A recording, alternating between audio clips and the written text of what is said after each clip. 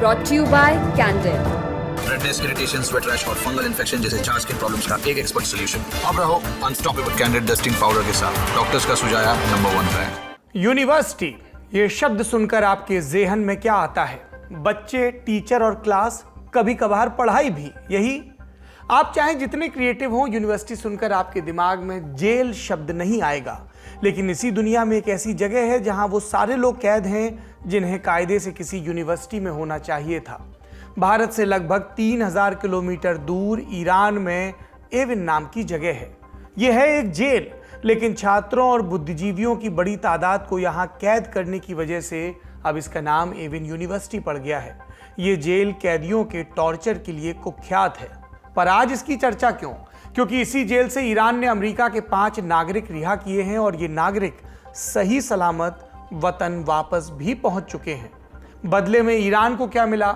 Iran ने America में बंद अपने 5 नागरिक रिहा करवाए और साउथ कोरिया में अटके हुए डॉलर भी वापस ले लिए, जिनकी कुल कीमत थी मात्र 50,000 करोड़ रुपए।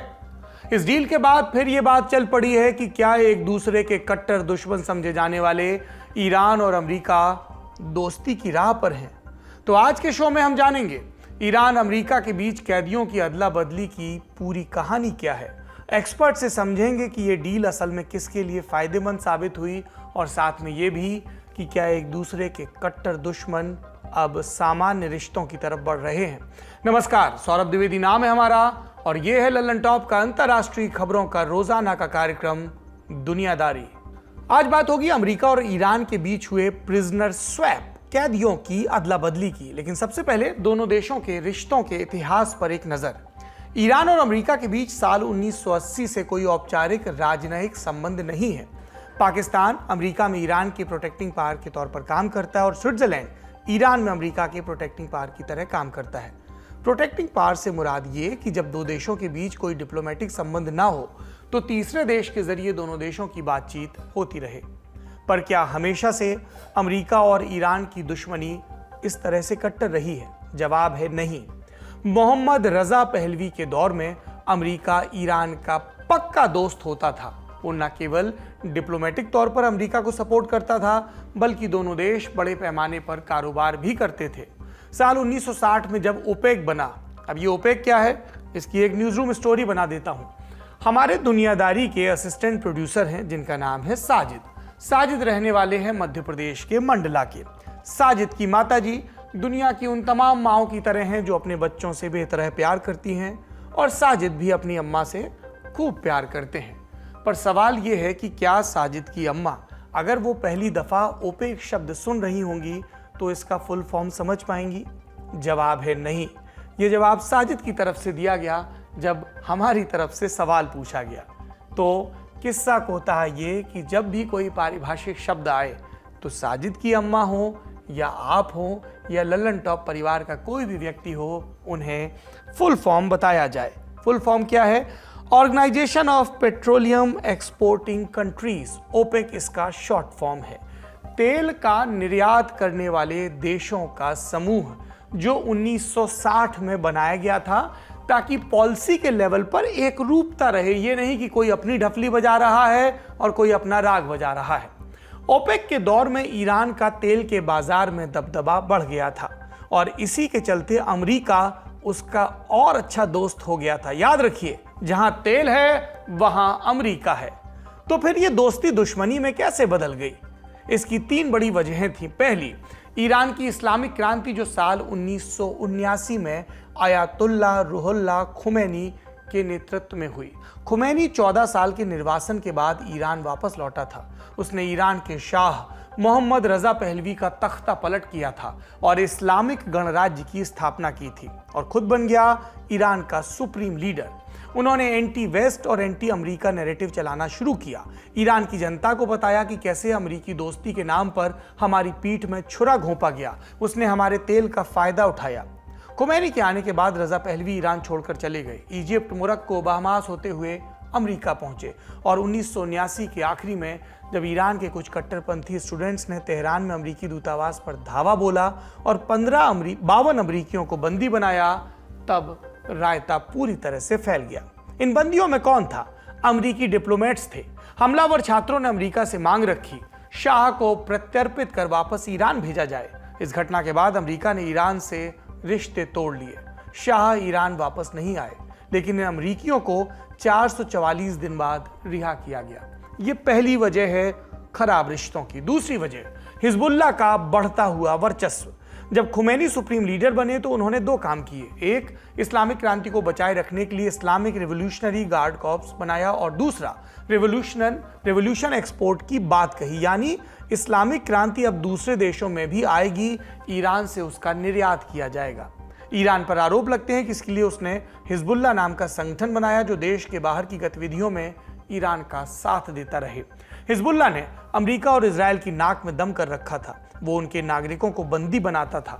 ऐसा ही एक वाकया साल 1985 में हुआ जब उसने लेबनान से 7 अमेरिकियों को बंधक बनाया। अमेरिका ने ईरान से मदद मांगी, कहा हमारे लोगों को छुड़वाओ, हम बिना किसी को बताए तुम्हें हथियार सप्लाई करेंगे। ईरान ने तब अवैध रूप से अमेरिका से हथियारों की खेप ली। बाद में हिजबुल्लाह ने 2 बंधकों को छोड़ दिया और 2 को मार डाला। ईरान पर हिजबुल्लाह को सपोर्ट करने के आरोप तब से लगाए जाते रहे हैं। हिजबुल्लाह अमेरिका समेत दूसरे पश्चिमी देशों में आतंकवादी संगठन घोषित है। तो फिर हिजबुल्लाह ईरान और अमेरिका के बीच कमजोर रिश्तों की जाहिर सी बात है एक बड़ी वजह बनता है। और तीसरी वजह क्या थी? वो थी ईरान न्यूक्लियर डील का टूटना। ईरान का न्यूक्लियर प्रोग्राम शुरू हुआ अमेरिका की मदद से 1950 में। फिर अमेरिका के कहने पर ईरान ने यानी शाह के दौर में 1970 में nuclear non proliferation treaty sign कर ली गई। इस संधि के तहत किसी देश का परमाणु कार्यक्रम इंटरनेशनल एटॉमिक एनर्जी एजेंसी की निगरानी में आ जाता है। ईरान ने हमेशा कहा कि उसके परमाणु कार्यक्रम का मकसद शांतिपूर्ण है, यानी वो परमाणु तकनीक का इस्तेमाल अस्पताल और बिजली घर चलाने में करेगा, बम बनाने में नहीं। लेकिन जिस तेजी के साथ अपने परमाणु कार्यक्रम पर इस्लामिक क्रांति के बाद ईरान काम कर रहा था, हर किसी को लगा कि बात न्यूक्लियर बम की ही हो रही है, प्रकट तौर पर कुछ भी कहा जाए। दुनिया ने ईरान से कहा आपने समझौता किया था, आप पीछे नहीं हट सकते। ईरान ने क्या कहा? समझौता शाह का था, ईरान का नहीं। आज जाकर ईरान पर यूरोपीय देशों ने, अमेरिका ने आर्थिक प्रतिबंध लगाए। ईरान को दुनिया भर में कारोबार करने में दिक्कत होने लगी और उसका बहुत नुकसान हुआ। ईरान का परमाणु कार्यक्रम इसके चलते धीमा पड़ गया। पश्चिम को डर था कि ईरान तमाम प्रतिबंधों के बावजूद बम बना ही लेगा, और ईरान को लगा कि प्रतिबंध और वक्त रहे तो ईरान बर्बाद हो जाएगा। इसलिए दोनों तरफ से बर्फ पिघली और 2015 में वियना में joint comprehensive plan of action नाम का समझौता हुआ। इसी को आम भाषा में ईरान न्यूक्लियर डील कहा जाता है। इसका एक पक्ष ईरान था और दूसरा संयुक्त राष्ट्र सुरक्षा परिषद के 5 सदस्य यानी कि अमेरिका, रूस, चीन, ब्रिटेन और फ्रांस। इसके अलावा यूरोपियन यूनियन भी। इस डील के 5 बिंदु हैं जो आपको समझने चाहिए। पहला, इस डील के तहत ईरान ने अपने 2/3 सेंट्रीफ्यूज बंद किए। सेंट्रीफ्यूज उस मशीन को कहा जाता है जिसकी मदद से यूरेनियम की वो किस्म हासिल होती है जो न्यूक्लियर बम बनाने के काम आती है। दूसरा बिंदु, ईरान के पास बम बनाने लायक जो एनरिच यूरेनियम था उसमें से 98% को ईरान से बाहर ले जाया गया। तीसरा, ईरान ने अपने न्यूक्लियर संयंत्रों के प्लूटोनियम कोर में कंक्रीट भर दिया यानी बर्बाद कर दिया। अब ईरान वो प्लूटोनियम नहीं बना सकता था जो परमाणु बम में लगाया जाता। चौथा, ईरान के सिविल और मिलिट्री दोनों तरह के परमाणु संयंत्रों में कैमरे लगाए गए जिनके जरिए IAEA निगरानी कर सकता था। इन सब के बदले ईरान पर लगे प्रतिबंध हटाए गए। उसे तेल को अंतर्राष्ट्रीय बाजार में बेचने की इजाजत भी मिली। 5वां और आखिरी बिंदु, ईरान को विदेशी बैंकों में फंसे पैसे निकालने की भी इजाजत मिली। पश्चिमी देशों ने वादा किया था कि न वो और न ही संयुक्त राष्ट्र संघ ईरान पर अब कोई नया प्रतिबंध लगाएंगे इस ट्रीटी के बाद। इस डील के बाद ईरान को प्रतिबंधों से छूट भी मिली। आर्थिक हालात सुधरने लगे। वेस्ट ने भी चैन की सांस ली कि ईरान अब परमाणु हथियार नहीं बनाएगा। लेकिन तभी अमेरिका में हो गया सत्ता परिवर्तन और बराक ओबामा के बाद आ गए डोनाल्ड ट्रंप। वो कहते आए थे मैं आया तो ये डील खत्म कर दूंगा, और साल 2018 में उन्होंने अपने इस फैसले पर मुहर लगा दी। इसके बाद कई दूसरे तरह के प्रतिबंध भी ईरान पर लगाए गए, कई तरह के प्रतिबंध जिनकी चर्चा हम आगे करेंगे। इस फैसले के बाद दोनों देशों में तल्खियां बढ़ी। हमने ORF में यानी ऑब्जर्वर रिसर्च फाउंडेशन में फेलो कबीर तनेजा से यह सवाल पूछा कि अमेरिका और ईरान के रिश्ते कैसे बिगड़े। सुनिए उनका जवाब। देखिए, इसका जो आप सही बोल रहे हैं, शाह पहलवी के टाइम पे ईरान और अमेरिका के अच्छे संबंध थे। और अगर आप अभी भी ईरानियन मिलिट्री देखें तो जैसे उनकी एयरफोर्स है, उनके अभी भी पुराने जहाज सारे अमेरिकन जहाज हैं। तो पिछले 10, 15, 20 साल से हम देख रहे हैं कि काफी मतभेद रही है दोनों के बीच में, लेकिन एक टाइम पे उनके रिलेशंस अच्छे थे। 1979 रेवोल्यूशन ने सब कुछ बदला। जब आयतुल्ला वापस आए पेरिस से, वापस तेहरान आए, उन्होंने कंट्रोल लिया ईरान का वापस। जब पहलवी शाह पहलवी को ईरान से बर्खास्त कर दिया गया था। तो 79 रेवोल्यूशन एक ऐसा पिविटल मोमेंट जिसको कहते हैं था, जहां उसके बाद से अमेरिका के रिलेशन, जब इरानियन फोर्सेस ने और इरानियन के कई लोगों ने एम्बेसी पे हमला किया था उनके 79 में ही, तो तब से आज तक उनके काफी रिलेशंस खराब रहे हैं। और अभी ऐसा कोई मौकाम लग नहीं रहा है जहां पे और थोड़ा सुधार होने की आशंका है। आपने अब तक ईरान और अमेरिका की दुश्मनी की वजह जानी। अब आते हैं उस घटना पर जिसने दोनों देशों के रिश्तों में बेहतरी के संकेत दिए हैं। 20 सितंबर 2023 डेविसन आर्मी एयरफील्ड पर एक हवाई जहाज उतरा जिसमें 5 अमेरिकी नागरिक थे। ये ईरान की एविन जेल से छूटकर अमेरिका वापस आए थे। एयरफील्ड पर परिवार वाले अमेरिका का झंडा पकड़े अपनों का इंतजार कर रहे थे। कौन थे रिहा हुए ये लोग और ईरान में कैसे फंस गए थे? नाम जानिए, सियामक नमाजी। नमाजी के पास ईरान और अमेरिका की दोहरी नागरिकता है। अमेरिका में रहते हैं। 2015 में परिवार से मिलने तेहरान गए और तभी जासूस बताकर गिरफ्तार कर लिया गया। उनके पिता मिलने जेल पहुंचे तो उन्हें भी जासूस बताकर हिरासत में लिया गया। दोनों को 10 वर्ष की सजा मिली, पर पिता की बीमारी के चलते रिहाई दे दी गई। दूसरा नाम इमाद सरगी। साल 2017 में ईरान गए।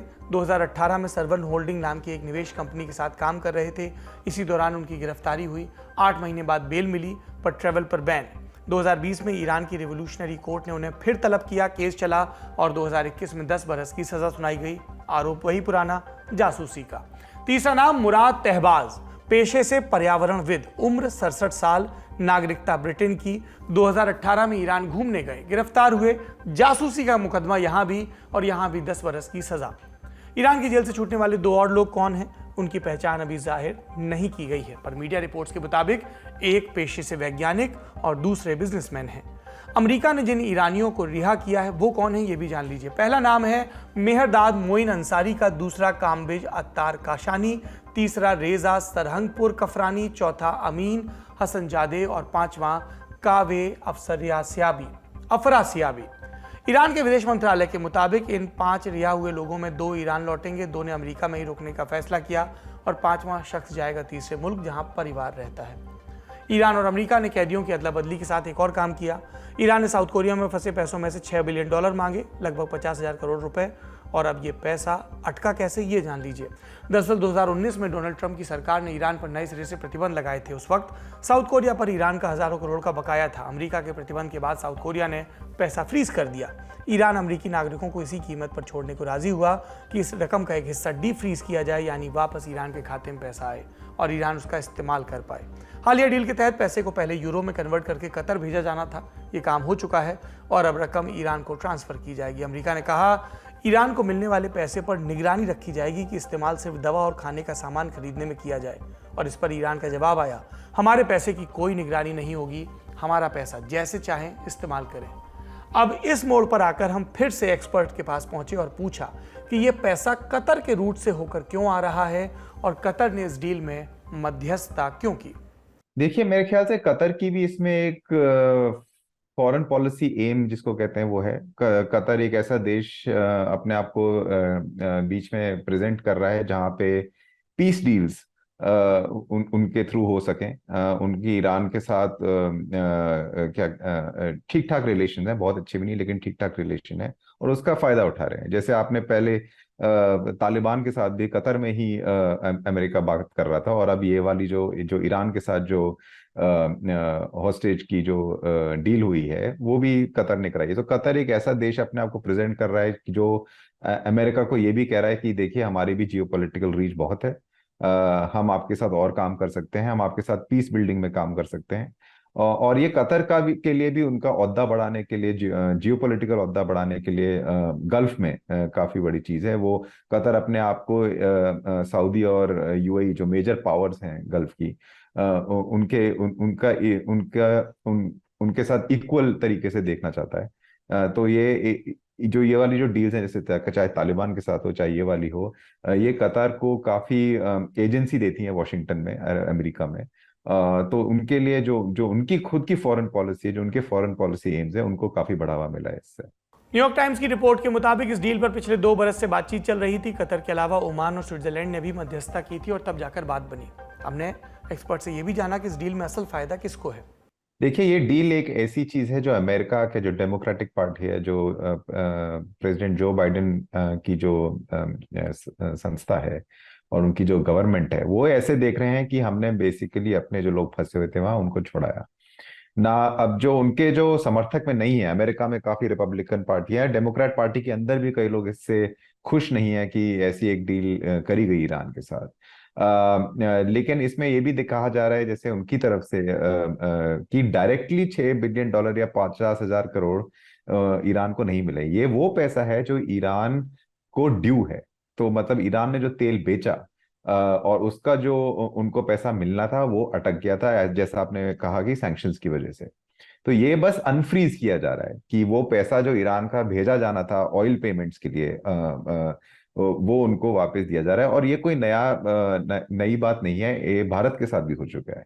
2012-2013 में इसी अमाउंट के आसपास एक कोलकाता के बैंक में पैसा, ईरान का जो पैसा था वो रखा गया था। सैंक्शंस की वजह से उसको नहीं भेजा जा रहा था ईरान वापस। धीरे धीरे करके जब सैंक्शंस थोड़े उठे, जब JCPOA साइन हुआ था 2015 में, जो डोनाल्ड ट्रंप ने जिससे अमेरिका को हटा दिया था, जब वो साइन हुआ था तो धीरे धीरे पेमेंट तब भी ईरान के पास पहुंच गए थे। तो इसमें मेरे ख्याल से अमेरिका ने डायरेक्टली कोई पैसा नहीं दिया है ईरान को, लेकिन अपने लोग जो उनके 5-6 लोग हैं उनको छुड़वाया है।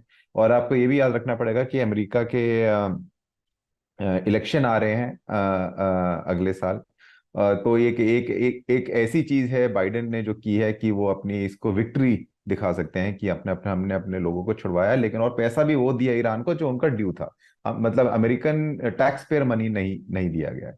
तो उस हिसाब से अगर आप देखें तो दोनों ही पार्टीज जो हैं उनका कहीं ना कहीं इसमें फायदा हुआ है। और लेकिन ऐसा नहीं है इसमें, जैसे मैं पहले कह रहा था कि कोई मतलब अमेरिका और ईरान के बीच में कोई संबंध अब अच्छे हो जाएंगे। क्या इस डील के बाद अमेरिका और ईरान के रिश्ते सुधरने की गुंजाइश है, ये भी जान लीजिए।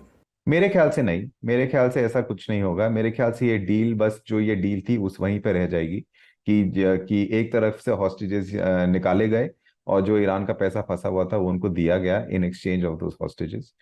इसके आगे मेरे ख्याल से जो जितना भी टेंशन है अभी अमेरिका और ईरान के बीच में वो जारी रहेगा।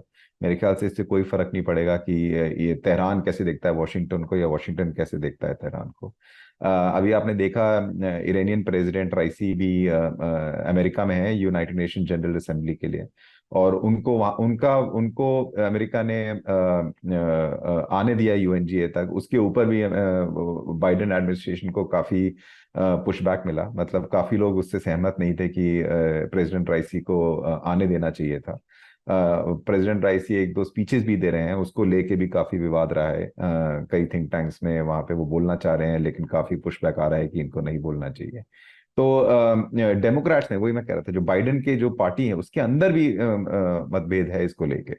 लेकिन जो पॉलिटिकल विक्ट्री जिसको कहते हैं वो बाइडेन के लिए ये है कि जो 6 लोग फंसे हुए थे वो वापस आए, और इन एक्सचेंज सिर्फ ईरान को वही मिला जो उनका ड्यू था। तो ऐसा आपने कोई बाहर से ऐसी कोई उनको चीज नहीं दी है जिससे डोमेस्टिक मतलब अमेरिका के अंदर ही अंदर कोई ऐसे बाइडेन को कह सके कि आपने पैसा दिया इनको छुड़वाने के लिए, और क्यों दिया आपने।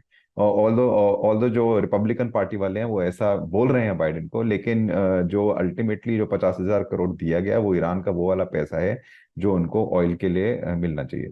ये चैप्टर अब यही रोकते हैं और चलते हैं कनाडा। कनाडा की संसद में PM ट्रूडो ने भारत सरकार पर जो आरोप लगाए उसकी आग बुझती नजर नहीं आ रही। 19 सितंबर के दुनियादारी में हमने विस्तार से इस मसले पर चर्चा की। आपकी दिलचस्पी हो, और होनी ही चाहिए, तो डिस्क्रिप्शन में उस शो का लिंक मिलेगा, जरूर देखिए। आज इस मामले से जुड़े और भी अपडेट्स जानते हैं। पहला विदेश मंत्रालय की तरफ से जारी की गई एडवाइजरी से जुड़ा है। भारत के विदेश मंत्रालय ने आज यानी 20 सितंबर को कनाडा में रह रहे भारतीय नागरिकों और छात्रों के लिए एक सुझाव पत्र जारी किया है। अत्यधिक सावधानी बरतें, कनाडा के उन इलाकों की यात्रा करने से बचें जहां भारत विरोधी घटनाएं देखी गई हैं। इससे पहले खबर आई कि कनाडा ने भी कनाडा के नागरिकों के लिए ऐसी ही एडवाइजरी जारी की, पर वो खबर गलत थी। असल में एडवाइजरी पुरानी थी, सिर्फ स्वास्थ्य संबंधित अपडेट किया गया था, बाकी सब पहले जैसा। भारत ने क्या चेतावनी दी? विदेश मंत्रालय के आधिकारिक प्रवक्ता अरिंदम बागची ने सरकार का बयान सोशल मीडिया पर पोस्ट किया। कनाडा में भारत विरोधी गतिविधियों और राजनीतिक अनदेखी के चलते बढ़ते हेट क्राइम और आपराधिक हिंसा के मद्देनजर वहां मौजूद सभी भारतीय नागरिकों और यात्रा करने वाले लोगों से आग्रह किया जाता है कि वो अत्यधिक सावधानी बरतें। हाल में विशेष रूप से उन भारतीय राजनयिकों और भारतीयों को टारगेट किया गया है जो भारत विरोधी एजेंडे का विरोध करते हैं। इसलिए भारतीय नागरिकों को यह भी सलाह दी जाती है कि वे कनाडा के उन इलाकों की यात्रा करने से बचें जहां ऐसी घटनाएं देखी गई हैं। दूसरा अपडेट इस विषय पर गोलबंदी को लेकर है। कौन सा देश किसके पाले में? 7 ताकतवर देशों का समूह G7। कौन कौन है इसमें? America, UK, Germany, France, Italy, Canada और जापान। मतलब मुख्यतः पश्चिम के देश, पूर्व से जापान। कनाडा भारत के बीच तनाव की खबरें आई तो सबसे पहले पूछा गया कि G7 किस दिशा में जाएगा, क्योंकि भले ही कनाडा इस समूह का हिस्सा हो लेकिन फ्रांस, यूके, इटली और अमेरिका भारत के भी दोस्त हैं। दावा किया जाता है कि नरेंद्र मोदी के प्रधानमंत्री बनने के बाद इस दोस्ती में अलग ही गर्माहट आई। इसलिए देखना जरूरी है किसने क्या कहा, कौन सच्चा दोस्त है, कौन फायदे का। सबसे पहले बात ब्रिटेन की। उनके प्रवक्ता ने क्या कहा? हम इन गंभीर आरोपों के बारे में अपने कनाडाई सहयोगियों के साथ बात कर रहे हैं। कनाडा के अधिकारियों की जांच के दौरान कुछ भी और टिप्पणी करना अनुचित होगा। Safe play. ऑस्ट्रेलिया और अमेरिका कनाडा के इंटेलिजेंस सहयोगी हैं। 5 आइज पैक्ट के चलते, यानी तीनों देश एक दूसरे से खुफिया जानकारी और अंतर्राष्ट्रीय सुरक्षा से जुड़े मसलों पर जानकारी साझा करते हैं। इन दोनों देशों ने प्रधानमंत्री जस्टिन ट्रूडो के आरोपों पर गहरी चिंता जताई। That's it. व्हाइट हाउस राष्ट्रीय सुरक्षा परिषद के प्रवक्ता एड्रियन वॉटसन का भी एक संक्षिप्त बयान आया। क्या बोले? हम अपने कनाडाई साझेदारों के साथ नियमित संपर्क में हैं। ये बेहद जरूरी है कि जांच आगे बढ़े और अपराधियों को न्याय के कटघरे में लाया जाए।